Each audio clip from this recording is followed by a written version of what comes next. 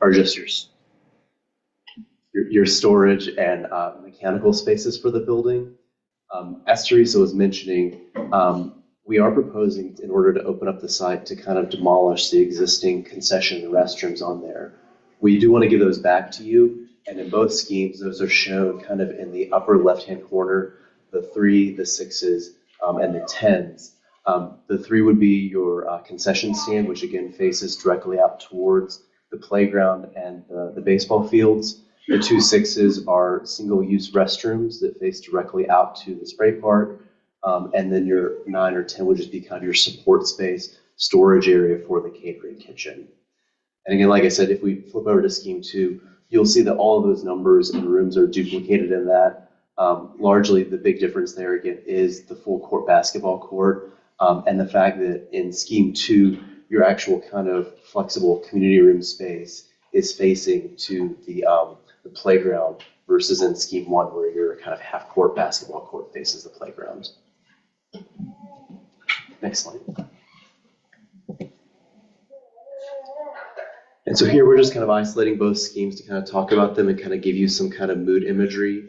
It's not to say that's what these spaces will exactly look like, but just to kind of give you some direction about what we're thinking. So again, the approach for scheme 1 is to kind of to face this main entry off of the playground. You'll see that arrow at the lower left-hand corner. You come into this nice kind of entry kind of sequence space, which is a seating area. We're thinking this could be glass, opens up to Goettman Street, really helps to connect the activity of the community center to the outside. And then looking further back in the space, again, looking at trying to create the moments from the half court, looking out to the playground with glass and glazing. And really, again, you'll see this kind of flex programming notion with that backspace showing either 2 ping pong tables in one hand or kind of a classroom setup on the other hand. Okay. Next slide, please. This is scheme 2. So here, the entry you'll notice in this one kind of rotates to Goettman Street. So again, relatively the same location. Those things can be finessed as well if you feel strongly it should face a different direction. But again, looking at how this space kind of might look and feel from a mood perspective. Again, the big kind of focal point is this full court basketball court. You'll see the idea here on the corner that we're kind of notching that and kind of marking that with glazing possibly, so we can kind of connect views into the court itself for the center, as well as kind of your entry space, kind of, again, putting glazing moments there and the community space looking out to the playground. So before we get into more of the site work, yes, Winter. Can you play volleyball or basketball? Yes. Where's the senior citizens? I'm sorry. Senior citizens. The senior citizens can come and use this flexible space and through here.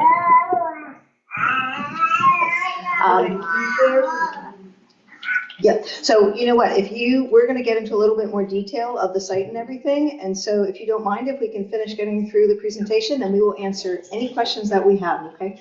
So, right. But yeah, I just wanted to add in terms of the precedent imagery that, as DJ mentioned, this is just sort of inspire you, get you a sense of how these spaces can be, and that, and then we'll be developing and evolving that as we go through the design. Hi, everybody. My name is Sarah Thompson. I'm a landscape architect with Pashik MTR, and I'm going to talk to you about the site features.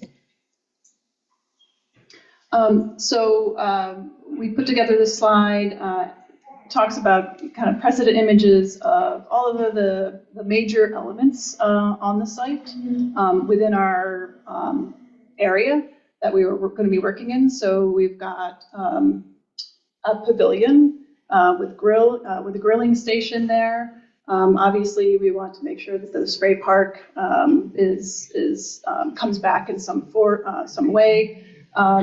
We know there's an existing playground there. It was put in 2018. It's not the greatest spot, but it was probably the best spot at the time.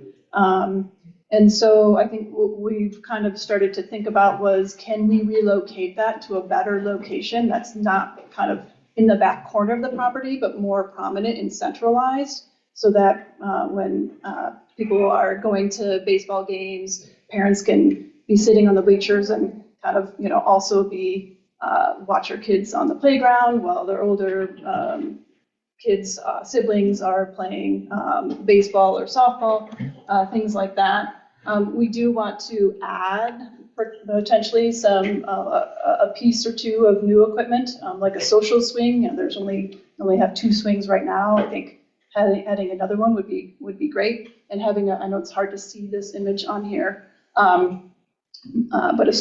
we call a social swing is like think about a tire swing, but it's more like a basket. So more than one kid can get onto it at the same time. Some other things we're thinking about are kind of the umbrellas and picnic tables under those associated with the spray park.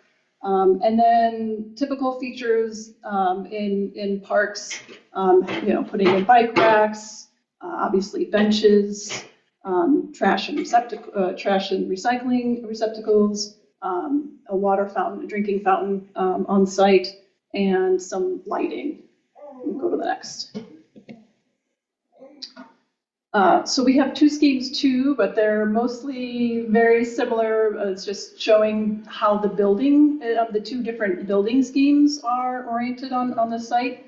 And so for both of them, what we really wanted to accomplish was to really open up the site to the street and to access from both sides.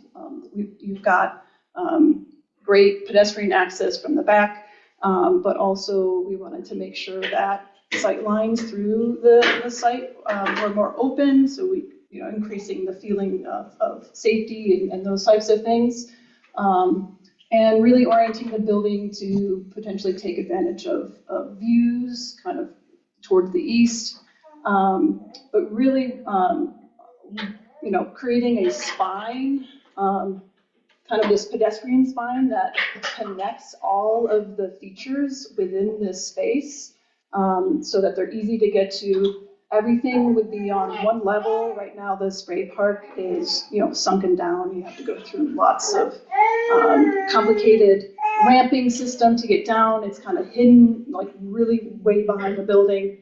So to really kind of make this more visible throughout the site. So you'll notice on Goettman Street down here, we've created a small parking area. There's about 7 parking spaces. The idea is that we can create some accessible parking spaces along with some others, but also it could be used as a turnaround area when you get up there. We obviously, from previous comments, understand that it's hard to, once you get up there, it's hard to turn around. So it would just be a one-way in and one-way out kind of thing. We're trying to reduce the size of the parking. We don't want to take up a lot of space on site for the parking. We want to make sure that we have more space for the playground, for the spray park, for other features. The building is situated, so scheme 1, which is the half court with the flex space on it, has lots of great windows on the front side, so to take advantage of the views of across the river down towards Lawrenceville. Also from the half court, on this scheme, the half court is facing the playground, and so having windows on that half court, so there's a lot of great connection between the indoor and outdoor, so you've got great views of the playground. So there's that kind of synergy there. There's also doorways from that from that half court out directly to the playground. So you can imagine there could be events that could happen in the building and have people inside and outside and have that visual connection. The concession stand is kind of located across this path that we made to connect to the ball fields. And in this scheme here, we've got a path coming up, right here is where the existing concession is. And so we want that better connection to get to the ball field. We're gonna have some new fencing to kind of create some safety so that kids are in the ball field don't come running out into the parking lot. So there'll be more fencing there and a gate there. there's opportunity to have additional, not concessions, but bleachers, thank you. So bleachers with accessible space for them. We can put that in there. Here you can see where we've located the playground kind of in the heart, more in the center, so that people can sit on the bleachers and watch their kid play here and watch their other kid play in the ball field. We've incorporated rain gardens, so we kind of started to have placeholders where we think rain gardens should go. We'll get into more detailed drawings. We'll kind of start to right-size those and make sure that they are working.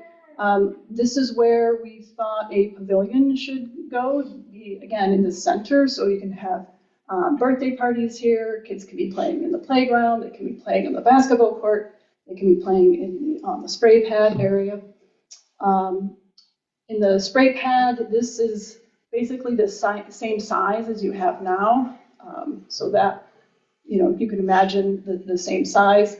We'll have some umbrellas with picnic tables that are adjacent to the spray park, and then we'll make sure we have the same kind of connections from that the path on the backside that's connected to the streets in either direction to the north here. So we'll keep that same path. There's an existing path next to the basketball court, and that we will repave that path as it's in pretty bad condition. We have additional rain gardens along here and here. And in this scheme again, there's that flex space in the back. DJ was talking about the windows facing the spray park. And so again, that creating that indoor-outdoor kind of connection and feeling that the building is connected to the site, and you can see all these different things going on. The main differences between Scheme 1 and Scheme 2 in terms of site is that Scheme 2, the building's a little bit bigger, takes up a little bit more space on site. And so really the other major difference is just the connection with the building. Instead of the half-court basketball, having that visual connection to the site, it's the community room. So the meeting space has those windows that face out to the playground. And then the front of the building, there's an extra kind of porch area. So you have a bench out there and again, capture the views of the river and the valley that way. So it has that entrance that comes in from Goettman in that front porch area, whereas Scheme 1, the front entrance is kind of facing the parking area. Go to the next slide. So I know you all have stayed with us here. I know it's typically past time. I just want to go through really quickly our next steps, and then we'll get to getting your input in a second. But our first step tonight is gathering input from tonight's meeting and the Engage page. So in a day or two, we will have this presentation, these images, and a short survey, which actually is the same questions we're asking you tonight, on Engage, PGH, or Engage pittsburghpa.gov/Cowley. If you just Google Engage Pittsburgh Cowley Goettman, the first thing that will show up is the Engage page for that. So if you know anybody who couldn't make it tonight, you can go there and direct them there, and they can look at all these images and provide their input on that. But after we gather all that input, we're going to develop a final scheme and present it back to you. And then from there, we will revise that scheme and start to develop the technical drawings so that a contractor can actually build this stuff. You can go to the next slide. So what we want to gather tonight, we've got kind of some specific questions up here that we want you to answer. And I know we're way over time, but if you're online, we want you to put your answers to these questions in the chat. And we're going to record that chat or copy and paste that chat so that we can get your input. Or you can also alternatively just go wait for the Engage page to be updated. But basically, we want to make sure we understand which building scheme that you like the most.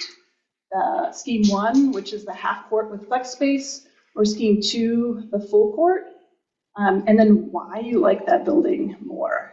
It's important to us to understand what features you like the most. Was it the views? Was it, the different spaces? And then what do you like most about the site design features and why? Obviously the site plan is very similar to each other in terms of Scheme 1 or Scheme 2. So we mostly just want to know, I like where you put the playground the most, or, anything. And then the last question is, what would you like to modify? So if you could make some minor tweaks to any of these, if we missed something, please let us know. I don't know. Do you want to? With the paper questionnaire that everyone has, will you be collecting them? Yes. Yes. So once you fill out your paper questionnaire, if you're in person, please don't forget to hand it over to us. We will be collecting those, transcribing those, adding it to the additional data we get from the Engage page and from online. Do you care which version you get, or it's all the same? It's all the same. We're all put it together. For online folks, the Engage page is updated, so they're able to complete the survey right now. Oh, is it? Oh, okay. And it is safe to say for anybody who is not able to access online, but would access to a hard copy, we can leave some with Morgan so that so that we can provide them for anybody who doesn't have access to digital access to the Engage. Yeah, so if you're online and you, would like to do a physical copy, Morgan will, display this. One floor. That's what I want to know, one floor. It's one floor, yes. And I don't know, Kaz, do you want to talk about that more? I mean, What was the question? it's all one story. Yeah, it's all one story. And I do want to mention, Thank you. I want to mention, because it hasn't been said, that this building and this site follow a prototype that the city is now into. We simply cannot do the full-blown rec centers, fully operated, can't do it anymore. The budget, and I told you I'd be talking about constraints. So it's really important to understand this time, we're looking at dollars, we're looking at needs, and we're trying to give you as much as we can. But yet, we cannot do what we did in days of old. Now, I do want to mention that this building is super flexible, and it can be used in many different ways. And that's really important here too, is that we don't know who will operate it. We know who will own it. We don't know who's going to operate it day in and day out. But there are very many ways of doing that the city utilizes. So you have a question? I have a few questions. The diagrams don't give us sizes. And is there a reason that the sizes of them, like the footage? Do you get the total footage? They're on this side. Actually, has it like that? Yeah. They're small, they're hard to see. So I just wanted to address a couple questions. So this, No, this lady. not the total footage. I'm talking about the size of each room. Like you gave no square, like size of how big the rooms are that you're offering. So if you look at this two floor plans, we did not give you an area of these other rooms. These are just a diagrammatic at this point. But what we thought was most important was the gymnasium space. And if you look here, the full gymnasium space gives you 4,225 square feet. And this space is orange. It's a combination of this half-size gymnasium, so smaller, large space, but what it gives you is this flex space that we were talking about. And what you get in this total orange is a total of 3,395 square feet. So you're about about 1,000 square feet difference between the two schemes. Right, and why is option one so much smaller than option two? Why can't we utilize the same amount of space, but utilize it differently if we want to have for it? Yeah, so that was sort of what we're trying to get your input from in terms of what would be your preference to use, because there's going to be constraints with regards to what can be built, how we kind of lay them out in terms of access to the site, but between the two, with the larger and the small, with the flexible space, we were trying to give you two options. What might serve you better? One large space or half size with a smaller space? So I don't understand why you're saying we couldn't have that same amount of space and utilize the bigger rooms if we have a half court. You're not explaining why we can't have that.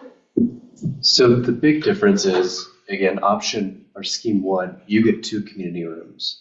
This flexible space back here and the first space back here. My question. So what I'm asking you is, option two is 8,697 square feet. Why can't we have option one with 8,697 square feet? Because of the footprint in the site, and we're trying to not make the building so big that it actually impacts what you have in the landscape amenities on the site.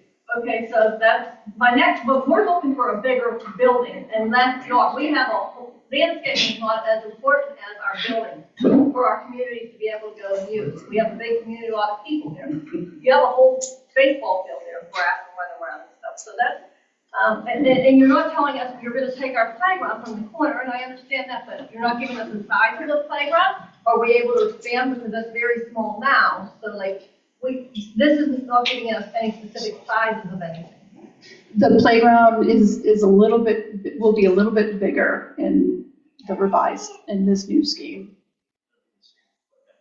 Yeah, so it'll be the same equipment plus a new swing, and there might, depending, again, it's a little too early to tell, but we might be able to put like a couple of other small features like steppers and that kind of thing in there. And you have like a lot of trees going around, I think, what do you call them, rain something? Rain gardens, Yeah, rain gardens. And what's the purpose that we need those? city requirements and code. So we're, You have to have that many that you have? well, we're, Let's check into it. yeah, it's a little too early to kind of, we haven't done any concrete calculations. We're still kind of, but we want to make sure we're saving space for them. We don't want to put rain gardens along the edges of the site because of the steep slopes and putting extra weight and extra water. We don't want to cause, future landslides. So where we've placed them is where we think are the best locations at this time. They might change. That's not to say that they're going to be exactly that size and that location. I think the question is about, and I think it's easy to say, there's requirements in the city to deal with stormwater. Yes. Stormwater runoff is a huge problem in the Yes. city. And as I work in conservation, that is something that has to be incorporated in all of our properties. Yes. So the rain garden feature is in itself helping to address the stormwater runoff, whatever that may be again. Yes. Yes. So all the impervious pavements, the building roof runoff, we have to capture that in some sort of stormwater management facility, and typically that's rain gardens. Right, you show the diagram of the option one has a lot more of those trees than option two. And I was just like, when you were showing like your, it has words. So I'm just saying, we'd like to be able to expand our playground with kids, and we want the building, like, I think. Yeah, it's a kind of catch-22. The larger the building is, we can't expand the playground too much. So we really squeezed the playground in this location. And, the more this building grows, the less space we have for the playground. As I talk about constraints, guys, I'm talking about cost per square foot these days. And when I look at a building like this, at today's cost, we're looking at about a $7 to $8 million building, and that doesn't even include site. The bigger that building goes, the more expensive it becomes and the less attainable it becomes because we only have so much to work with. So I know the goals, the desires, the aspirations. It just, I wish I could explain that we're limited as to what we can do here. It really isn't a big site. It's a small site. Yeah, less than an acre. And we're really working within reason and the typical kind of a project that city can do and can afford. You're looking at it right now. Any bigger, it just becomes another meeting 5 years from now. Yes. Hi, I just first want to say thank you. This is beautiful overall. Like really, it seems like you guys have put a lot of thought and work into this. This is gorgeous. And so I do have some specific things that I think would help the community make some decisions. And one is for each of the rooms, if you could say the occupancy limits, I think that would help people to understand what size these rooms are and how we can utilize them. Mm-hmm. I think that for the half court as well, or the full court, whichever, I have a question as far as, is it possible for some sort of stage or something like that to be incorporated into it? So if we were going to use it as an event space, people would be able to have like a sound system or lights or something that they could use so it's not just basketball. Absolutely. In addition, thank you. And then in addition, one of the other rooms, one thing we were really interested in, we use a lot in this community, we have yoga in the park, dance in the park. We have a lot of things happening in the park that would require some sort of dance space or yoga space. Is that something that one of these rooms could be more dedicated towards that? We can obviously use it as a flex space for meetings and things like that, but yes, that we can have some of those things in there. And then the last question I had was about the pavilion outside. The possibility for people to come and do birthday parties and rent that is really amazing. Could there be like electricity as part of that, as well as access to restrooms? I think those make those pavilions more desirable to rent. The more detailed and more fulfilled that pavilion is, I think that makes it a nicer space. But overall, I'm really happy with it. I think it's beautiful. And I did have one more kind of pie in the sky question. In the West End Overlook, they have the rooftop, so we can't get a second floor. Is there any possibility of looking into a rooftop? I knew you were going to ask. Did you? No, because we actually, we have looked at that idea, and if some money came down from heaven, we would definitely add it. But the cost of an atrium, now we're talking about access by elevator and these costs just. Mm-hmm. So right now, we're really pushing the limit at the full court level. Okay. If there's a way, if there's a possibility, absolutely, because we actually looked at those ideas. We looked at the idea of a mezzanine. We looked at the idea of people, going up there and looking around, looking out over. Even having the view lookers that they have on Mount Washington up on the rooftop, I think would be beautiful. Weddings would be there. It'd be gorgeous. Yeah. I mean, and so it's okay to dream like that because that brings it within reality. I mean, we were way out there 6-7 years ago or whenever we started this thing. But we want to include you in those ideas as we move ahead, because those we can work with for sure. Thank you so much. And if anybody else wants to use this mic, I will pass it around because it's easier to hear people. As we move the mic, we have one question in the chat that I just want to look up real quick, which is access/operations was a big question for me. Can anyone access the whole? Can anyone access the whole thing? Reserve certain rooms? Who cleans and maintains all the spaces, etc.? We know it's early, but if we are considering real world constraints, that seems important. It's a very good question. And just so we've had this problem with other buildings where we know we need a building, we get into the design, we are not absolutely 100% certain how it's going to be operated. We look at buildings like this and we talk about, we could rent it to a nonprofit. It could be run by the community. It could be a satellite parks and recreation facility where you will have some folks running it. But right now, that's going to take some conversations with the administrations to talk about how you want to operate this building.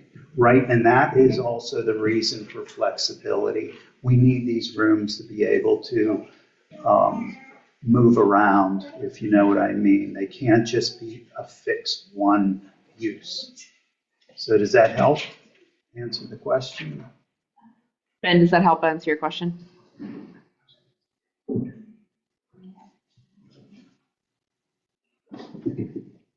Yes, it does. Okay, Okay, good. back to the room. Good question.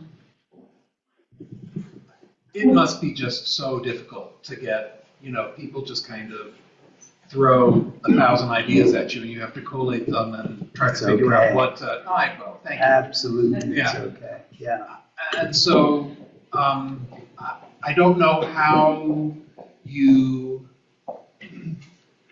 weigh the import of various suggestions, and I'm coming from kind of a specific place. So there are currently basketball courts on the site, and there are basketball courts at the bottom of wick lines, and there's basketball courts at the other end, and then of course there's Providence, which has basketball courts. I don't think I've ever seen anyone play on any of them. Is that right? And maybe I'm wrong. Of course, I have only my own perspective, and so maybe they're busy every hour that I don't see them. But Yeah. but basketball, for example, I'm not saying that that's my only question. But I would think that in a flexible space, spending the money on the infrastructure that will be used the most is somehow a priority. And was there some way of kind of figuring out what would be more or less likely to be used? Because from my perspective, all of that basketball infrastructure is going to be pretty quiet. Yeah, we did meet with, who was that, Adam? Urban Impact, yeah. They had a strong desire to have, as large of a court as they possibly could. And we keep saying basketball court, but really the idea is a flex space. And so that it can be used for meetings like this, it can be used for basketball, it can be used for, I always forget it, not futsal.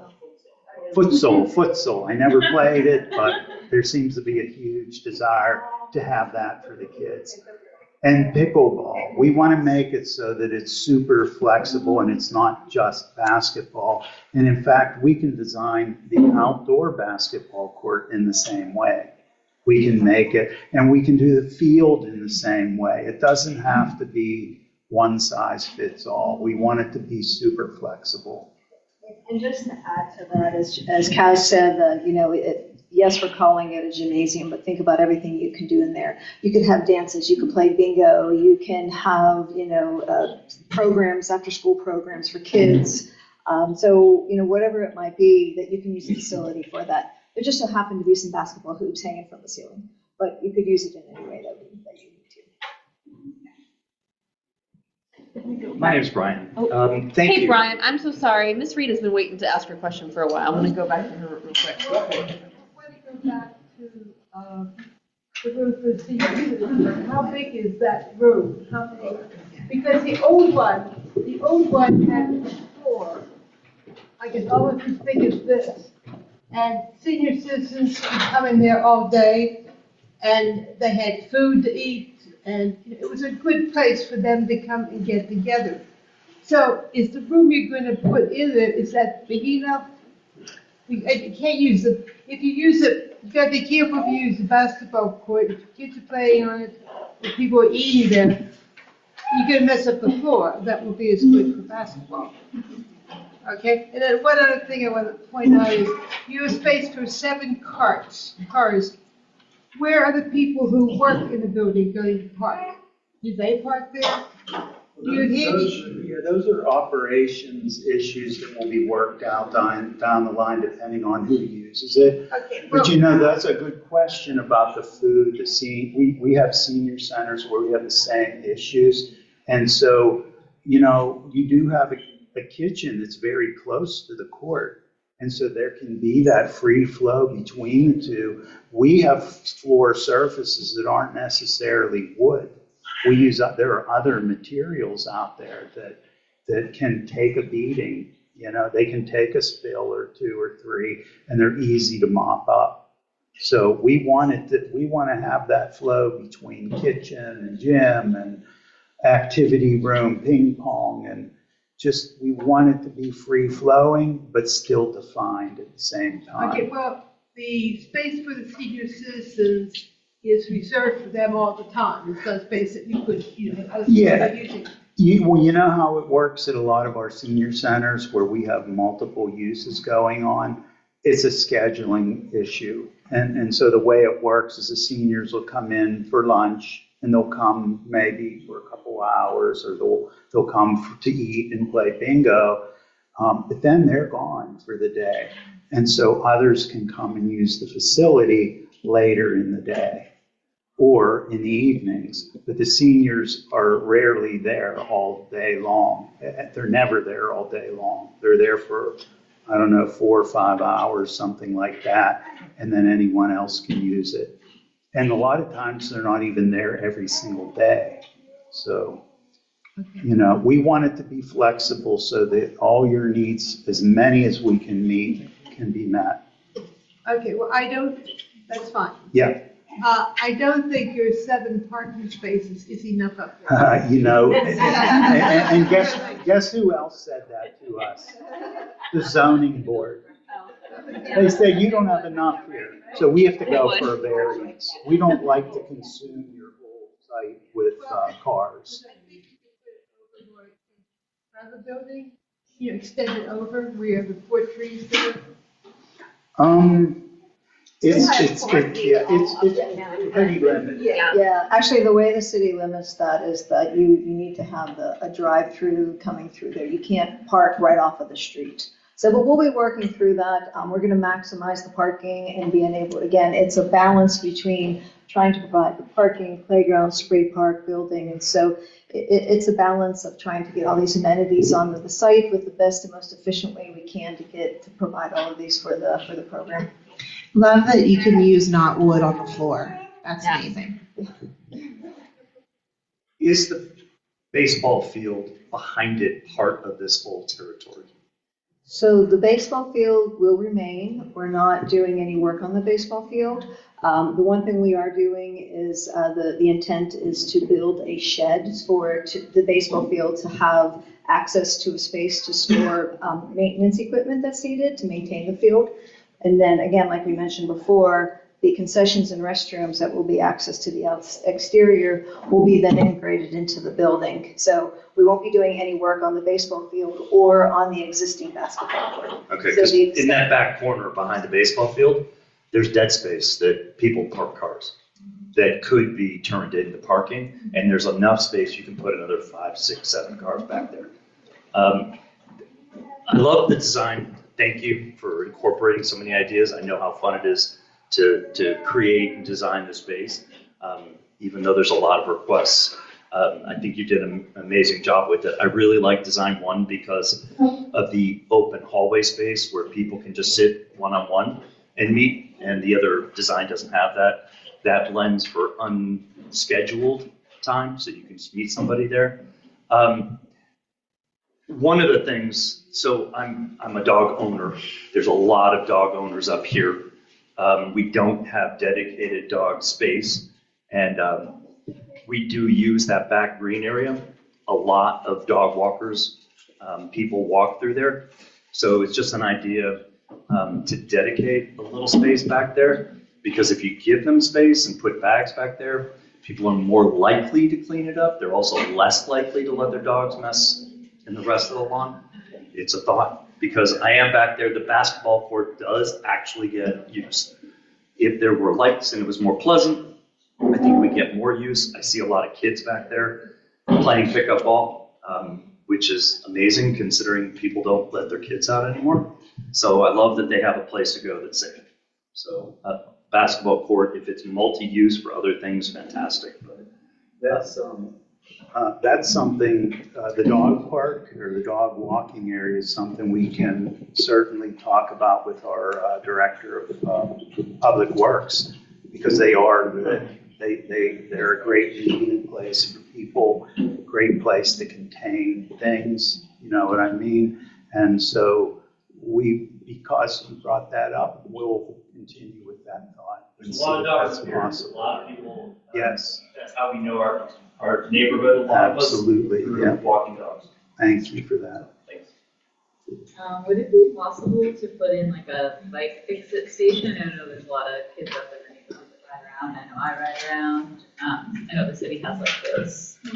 You know, we had, in some of the earlier meetings, that would work as would a tool rental place. I think we talked about early on. And I think what we said that if we did a shed, that's the kind of place where we could do something like that. Yeah. Yeah, there are kind of like stations that we can get, and I think they're, exterior kind of posts, and they've got kind of the tools attached to them and stuff. But I mean, I think that's something that we can, I think cost-wise and space-wise, we probably can fit that somewhere in the program. Sorry, related to on bikes. I know in the Fineview community park that they have kind of a tippy top there. I'm not sure what their park is called, but there is also like a small perimeter so that people who are learning how to ride or parents that want their kids to be able to ride off street out of traffic's way can kind of use that, and it's sort of just lining the fields of, I think they have a basketball court, and it kind of outdoors just lines that perimeter. Is that something that could happen around either the skate park or the playground? You mean like lining like a path kind of? Yeah, kind of just like an off-street place for like young kids to kind of ride in circles. Yeah, so a lot of times when we do playgrounds and spray pads, we have kind of little loop paths, and so there is a little loop path around the spray pad, and technically, we kind of get a little close to the parking lot, but there's kind of a loop path here. But I can imagine kids, might want to kind of use this as a loop, or even this path as a loop. So there's kind of options there for kids on trikes and scooters. I know mine does the same thing, at various parks that we've done, so, yeah. Let's go Sam, and then we have Abby online. Oh, you can go ahead, Sam, and then Abby's online. I think both sides are really nice. You put a lot of good work into it. My questions are, first of all, you have to worry about parking. This is Troy Hall, there's no parking in it. That's been like that for 100 years. That's the whole city. Second of all, what's the difference in cost between 1 and 2? That's not counting tearing down the building and everything else. So you're talking what, 15 million? You're into that kind of a project. You're into that kind of a project, yes. And you say maybe 2027? Yeah, I mean, it will take a serious commitment from council, the administration, others to gather that kind of funding to do a project like this. And that's why this is the constraint. Money, it's always the constraint. And it's possible. I mean, I think that's tops 15. I think you could do this you could probably do this project for 11 million. That's as of today. As of today, yeah. I'm not trying to be. And I know you're not, but I'm saying it's a very, very serious and real thing, because we're seeing, all our consultants are seeing the cost per square foot. They're going through the roof. They're like, if you know anything about building costs, it's unfathomable how can anybody build anything? So the hope is that will come down in time. I mean, it can't stay like that, or you can't build anything. It's just that way. So hopefully, and I really think it will come down in time. But I think I do think we're talking at bare minimum 8 to 11 million a year. Is glass a lot cheaper than, I don't know, something else? But I kept hearing a lot of glass. Glass, yeah. We like glass because some of our facilities are all brick and there's no transparency. And I think in the end, in the final analysis, like simple storefront, which we would use here, it would be, wind resistant and all that. In the end, I think it comes in less than brick, but it allows light and transparency and really great things. You don't see it as an invitation for kids. So I've been working with the city here. I'm from a Boys and Girls Club. That's okay, because this is something I personally wanted to experience as I design facilities in the city. And what has just been true is if you neglect the building, if it doesn't look cared for, people don't take care of it, they abuse it. People don't come around it to protect it and occupy it. And I have found that when you upgrade in any neighborhood, they do not touch that building. It doesn't matter if it's glass. If it's glass and it's not cared for, it'll get broken. If it's brick, it'll get graffitied on. I'll skid their butts. Yeah, I mean, but like the chief said here earlier, and he's right, you guys are the guardians of this neighborhood. You guys know what's going on here. You won't let that happen. And I've seen it time and time again. If you care for it and you take care of it, they'll take care of it. In fact, they'll use it and they'll love it and they won't abuse it. So. We have a question online. Abby, go ahead and unmute. Hi, thanks to the team for their work here. I think that there's a lot of good here. I love the central spine. I think it really brings the space together. It feels very cohesive. I appreciate the rain garden. I think there's lots of hillside problems, lots of runoff. So I just want to call that out. I second Stephanie's request for rooftop access. I think that I'm biased because my husband and I got married at the Riverview Chapel shelter. And I think getting married in a city facility is so special. And so I would just love to see that brought to Troy Hill, especially when you have that unbelievable view. It's one of the very few places I think that you really get an unobstructed view, especially when you consider the hillside and the fact that development is not likely to obstruct that. I mean, really ever, just given the landscape. So it would seem like a big priority to take advantage of that, based on just the circumstance. I also just want to say that I have been up there plenty on runs and walks with our dogs. And I think obviously going for a parking variance, I think is awesome. There's plenty of parking on those side streets. I think prioritizing the activity space is definitely where the bang for the buck is. My question relates to budget. So you mentioned earlier whether or not you said that the design was basically more or less accepted. Was that accepted on a budgetary standpoint or something else? Yeah, it was accepted. Now, do you mean by the community? Do you mean by the city or what? Because back then, it was a very thin budget. And so it was a very minimalist scheme. But we did have the opportunity to look at the best place with you all, look at the best place on the site for a building. And I think that's really what was approved.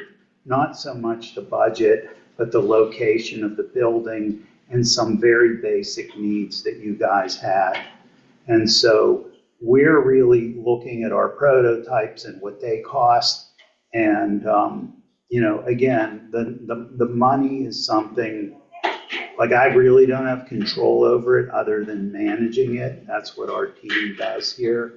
But I think the politicians are masters at bringing in the necessary funds from their connections. And like I said, we're showing you what we're used to. You never know what happens through the course of a job. Suddenly somebody has found a way to raise or a grant or something. Oh, you want that mezzanine? Okay. I mean, I'm not saying it's impossible. I'm saying it's entirely possible. It would be a great thing. In fact, we looked at it, but we took it out because we didn't want to disappoint you if we couldn't afford it. I'm just saying that awesome things can happen. Yeah. I've seen them happen in my time here at the city.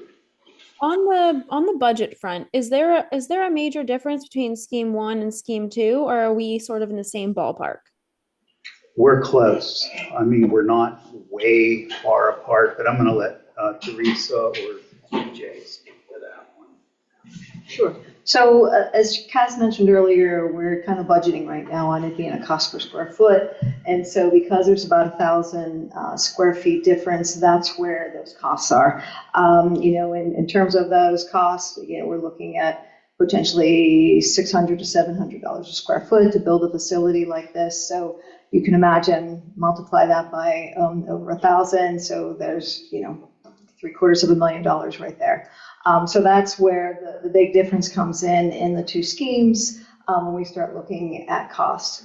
And so that's why we tried to propose this scheme with the half court, where you do get the additional amenity and additional space of this flex space, and then your capabilities to do things like have yoga classes in there and have flexible events to be able to have senior citizen spaces in there. So you have that flex space. It's smaller area.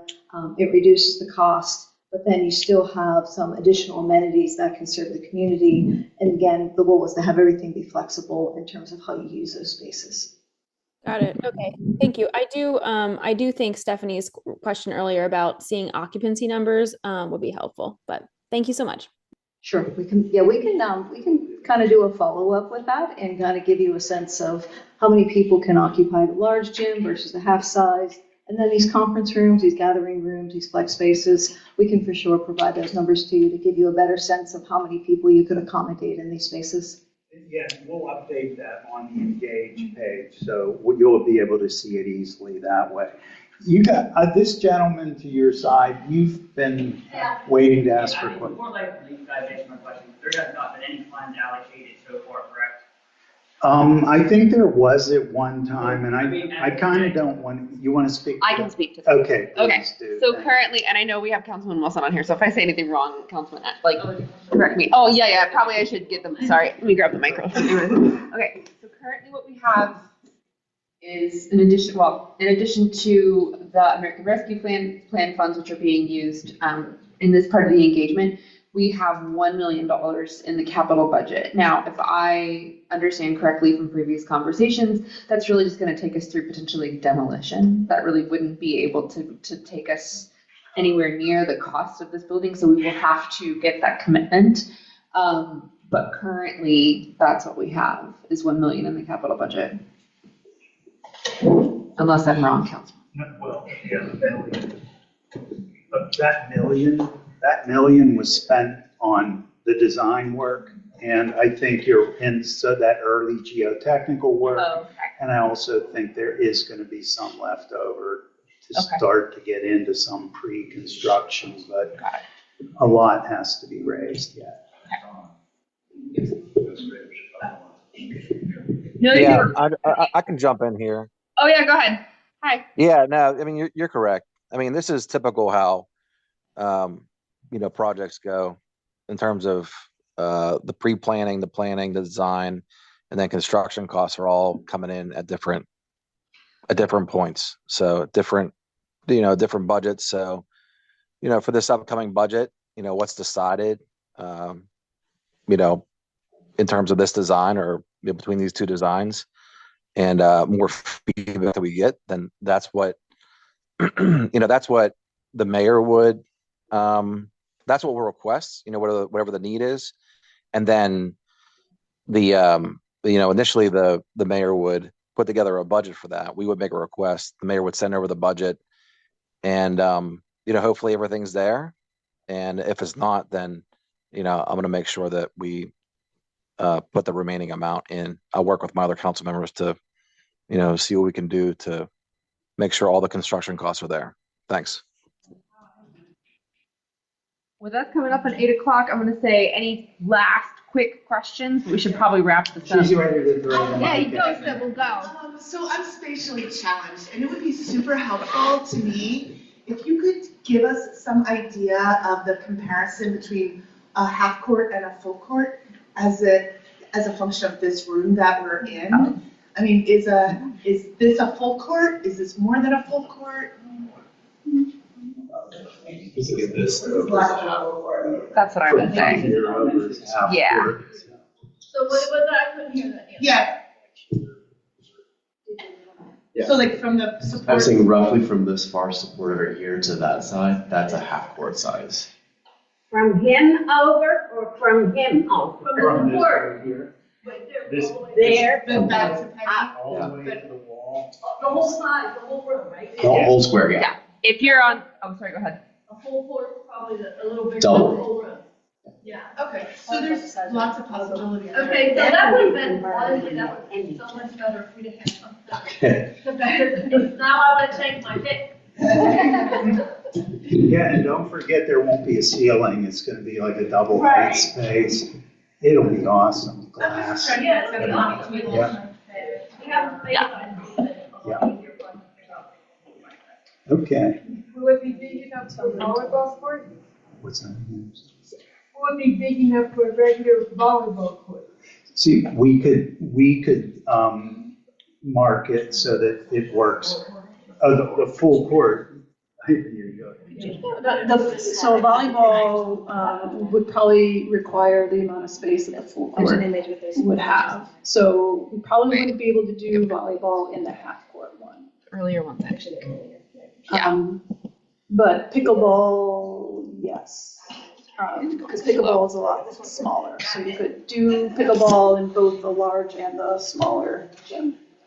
So to give you a sense, this photograph here, this photograph here is a photograph of an elementary scale gymnasium. You can see it's smaller because, you know, the 3-point line, the foul line there is really close to the middle circle. So it's pretty small, it's compact, it's a smaller size.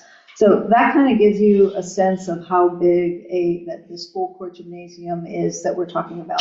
And then the half size literally is half of that. So when you look at this from this line forward, you know, back to that back wall with the glass, that kind of gives you an idea of the scale of that gymnasium. If you could go to the previous slide. And if you look here, it's a light line, but this is the size of a court to play pickleball for anybody that plays pickleball. I know it's a popular sport now. So that kind of shows you that you can play pickleball here. And I don't know how big a volleyball court is. I think you can do that on a half court as well. Okay, you can do full volleyball on this one. Okay, so you wouldn't be able to do a full volleyball court on this in this space. So, okay. So does that help with the space question? Okay. Yeah, sorry, just one question.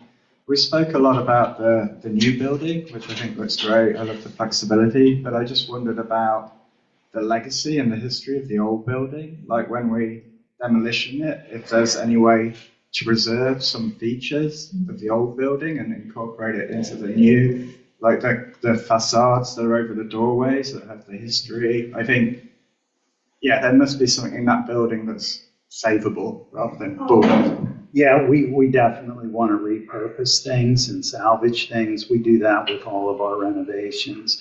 And you have the existing building has some beautiful limestone work, and it's also got the Cowley Goettman. We're going to save all that, and we're going to incorporate that into the site design. And we will take as much as we possibly can, especially that. We want that stonework to live on. It was a great building. I mean, it was the heartbeat of this neighborhood from what I understood. It really was, and we respect that and want to keep some of those memories. Is there anything else we were going to preserve? I mean, there may be some stone. There's a stone wall that goes along the playground. Maybe it'll preserve and reuse some of that. And that stone was the reservoir. Part of the reservoir, yeah. So you have all of these things that happen that we don't want to throw away. We want to keep them and recall them. Maybe we'll do some interpretive signage about this because there's plenty of information, historical information about this area and this park specifically. A lot of those stones from the reservoir are up the street at Detroit Hill Park. We use them as benches all along the path. Will you come to some of our design meetings? Okay, thank you. You guys have, yes. Could any of this be used as a venue, like for weddings or graduations, or, it can be converted up to, like, how many people? Roughly, I know I can't hold you to it. So again, we'll pull some numbers together for you to be able to do that. DJ, I don't know if you know offhand if it was assembly with tables and chairs. Do you know the area of the? But yeah, actually, it's Sorry, give me a go second. back to the one that has the area. You can divide that by 15. This way. Sorry, it's just a little slow to load. Give me 2 seconds. Oh, Wrong actually, way? Sorry. Go Okay. back toward the beginning of it. 2 more. Okay. 4225. How does that compare to this room? This seats 300 people. So if you were to have an event in this space with tables and chairs, by code, you can have 280 people in here. DJ, this one's 3395. And by code, this one, you could have 226 people in there. That's helpful. And you could also have And that includes this space here too, because this area includes this flex space. So that would be 226 people in all of this orange space that you see. That kitchen would be close to that area.